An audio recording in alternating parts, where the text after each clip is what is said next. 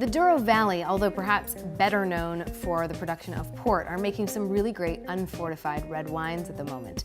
And they're usually pretty big wines, but with this beef tartare, if you can find ones that are a little bit lighter, they are pretty easy to find as well. They're usually big blends, although you can get Touriga Nacional, for example, on its own, and that can be really lovely. I think it would go really well with the tartare.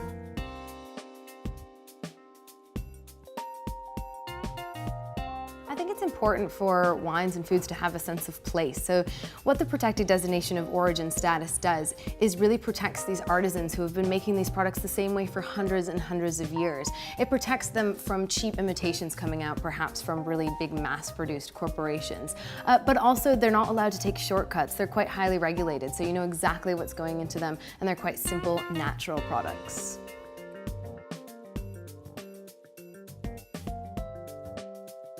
It's a really tough one for me because I think most wine lovers are also big foodies. So I would say I wouldn't enjoy a really creamy Parmigiano-Reggiano as much if I didn't have it, for example, with a bubbly Bourgogne Crémant or with a white Burgundy. And on the same note, I wouldn't enjoy Parma Ham as much as I would if I had it with a Burgundy red, or if I had an aged Parmigiano-Reggiano with a tawny port. So I'll have to take the middle road and say I love them all.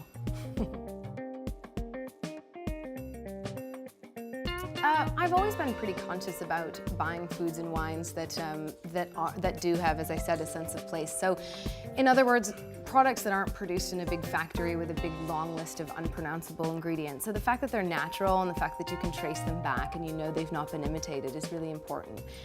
So that would be the most interesting part of the campaign for me.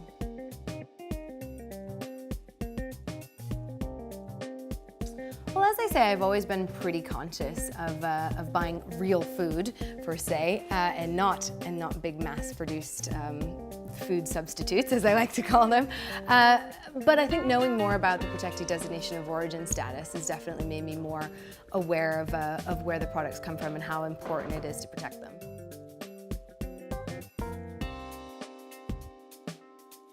I think the best advice I can give is to keep it real, eat real foods, know where they're coming from.